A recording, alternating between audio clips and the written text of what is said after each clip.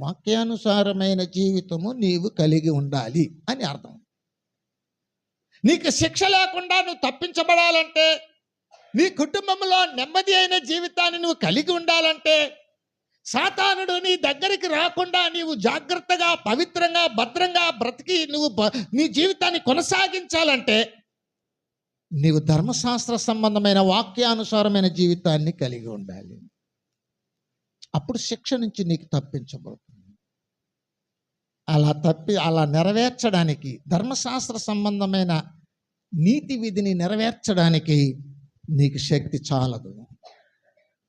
అందుకే ఆ దేవుని వాక్యానుసారంగా ప్రవర్తించడానికి ప్రభు ఏం చేస్తున్నాడంటే దేవుని ఆత్మను మనకు గిఫ్ట్గా ఇస్తున్నాడు. హల్లెలూయా, హల్లెలూయా.